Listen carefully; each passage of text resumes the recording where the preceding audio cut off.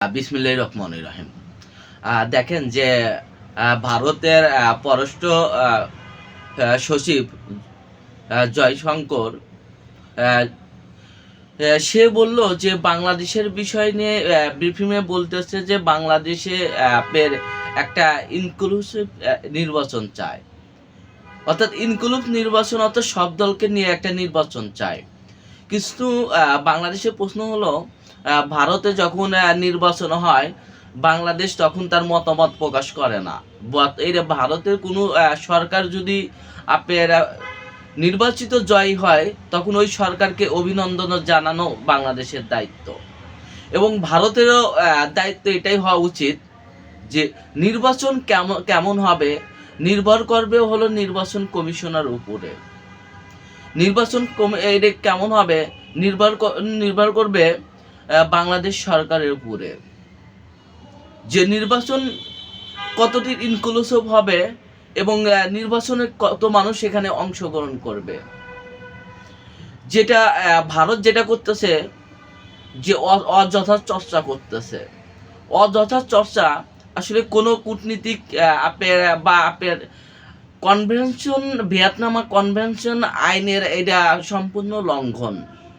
আপনি 2024 যখন শেখ হাসিনা নির্বাচন করলে এক দফা, তখন কি একবারও ভারতে বলছিল যে আপনি সব দল নিয়ে ইনক্লুসিভ নির্বাচন করুন? আপনি 2014 সালে যখন একতরফা নির্বাচন করলো তখন কি বলছিল আপনি ইনক্লুসিভ নির্বাচন করুন? এখন কেন বলতেছে ইনক্লুসিভ নির্বাচন করুন? অর্থাৎ আপনি অন্যদিকে দেখেন যে ভারতের যে কিছু বুদ্ধিজীবী, কর্নেল বা রাজনীতিবিদ, তারাও প্রেশার দিতেছে যে শেখ হাসিনাকে নিয়ে ইনক্লুসিভ নির্বাচন দিন, এবং তাদের পররাষ্ট্র মন্ত্রী বলতেছে যে শেখ হাসিনাকে বাংলাদেশে ভারতে আশ্রয় দেওয়া তাদের কর্তব্য। বাংলাদেশে জুলাই এবং আগস্টে হাজার হাজার ছাত্র নিহত হয়েছে এবং হাজার হাজার ছাত্ররা পঙ্গুত্ব বরণ করে এখনো অনেকে হাসপাতালে আছে। তাদেরকে বাদ দিয়ে এবং এই যে মানুষ হত্যা করলো, জেনোসাইড করলো, জেনোসাইডের যে বিষয় নিয়ে তাহলে ভারত কেন কথা বললো না? এই যে বাংলাদেশে এত ছাত্র নিহত হলো, এত মানুষকে হত্যা করলো, তাহলে ভারত কেন কথা বলতেছে না যে আপনি এত ছাত্র কেন হত্যা করলেন? কিন্তু অন্যদিকে ইনক্লুসিভ নির্বাচন চায়, যেটা অন্য দেশের উপরে সরাসরি হস্তক্ষেপ।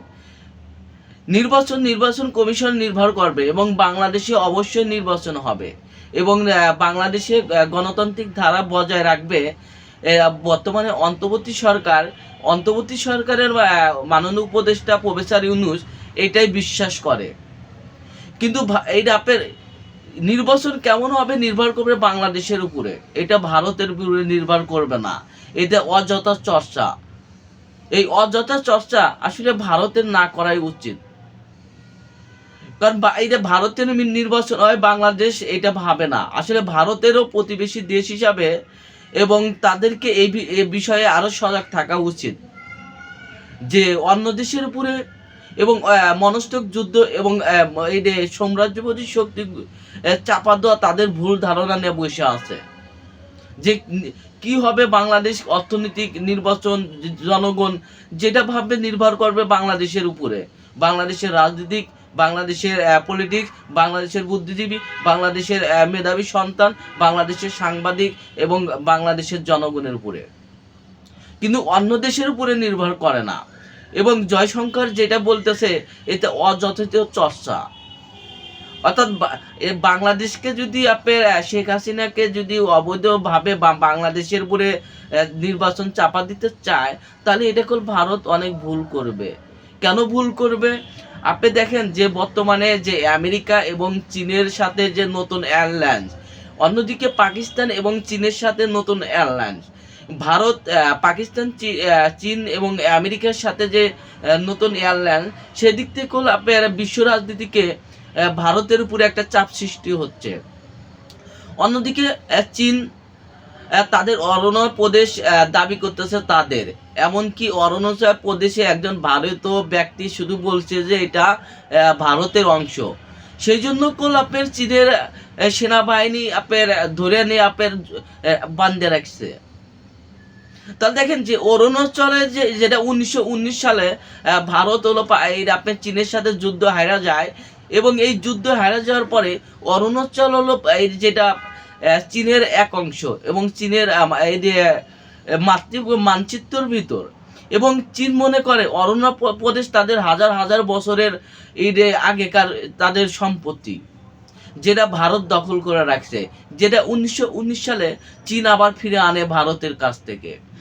এখন ভারত যদি অন্য দেশের নির্বাচন নিয়ে হস্তক্ষেপ করে এইভাবে, তাহলে দেখবেন যে ভারতের যেভাবে প্রতিবেশী দেশ থেকে আপনার বাইরে হয়ে যাচ্ছে এবং চাপে পড়তেছে, ভারত আরও চাপে পড়ে যাব।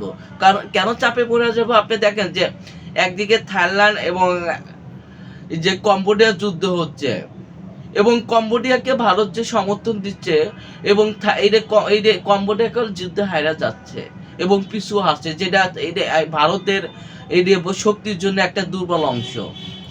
অন্যদিকে যে অস্ট্রেলিয়া তাদের মনোভাব এবং তাদের যে গণতান্ত্রিক প্রক্রিয়া এগিয়ে নিয়ে যাচ্ছে, এবং ভারতের হস্তক্ষেপ এবং ভারতের ইগুলো তারা মাইনে নিতে চাচ্ছে না। অন্যদিকে দেখেন যে ভূরাজনীতিকের ক্ষেত্রে দেখেন, যেখানে চীন, আমেরিকা এবং পাকিস্তান নতুন এয়ারলাইন্স তৈরি করছে, এখানে ভারত হলো সবচাইতে বেশি চাপে। কেন চাপে? কারণ ভারত তারা পরশক্তি হতে চায়, এবং আমেরিকার ডলার পরিবর্তন করে নতুন পরশক্তির হওয়ার জন্য যে চেষ্টা করছিল, এখান থেকে বাড়া আসতেছে। কারণ ভারত কেন পরশক্তি হতে পারবে না, এবং আগামীতে তাদের যে মুদ্রা ব্যবস্থা রুপি, এই রুপি দিয়ে পৃথিবী আপনি কেন চালাতে পারবে না? কারণ ভারতের অর্থনৈতিক ধ্বংসের পথে। আপনার ভারতের যে সামরিক শক্তি, এই সামরিক শক্তিও আপনার অনেকটাই ধ্বংসের পথে। আপনার ভারতের গোয়েন্দা সংস্থা অ্যানালিসিস অ্যান্ড উইং এর কথাই দেখুন, যে 1944 সালের পরে 2024 সালে গত 50 বছরে ভারতের যে গোয়েন্দা সংস্থা অ্যানালিসিস অ্যান্ড উইং, এই উইংয়ের যে প্রভাব ছিল, এই প্রভাবের বর্তমানে উইং ধ্বংস হয়ে যাচ্ছে, এবং তার মাকড়সার জাল আস্তে আস্তে খুলে যাচ্ছে, এবং মাকড়সার জাল খুলতে খুলতে ভারতের যে উইং, এই উইংয়ের মাকড়সার জালগুলো নষ্ট করে দেওয়া হচ্ছে। এখন ভারত যদি অন্য দেশের পুরে তার ওই রকম আধিপত্য বজায় রাখতে চায়, অন্য দেশের নির্বাচন নিয়ে কোনো হস্তক্ষেপ করতে চায়, এটার জন্য ভারতের জন্য অনেক ভয়াবহ এবং অযথা চর্চা হবে।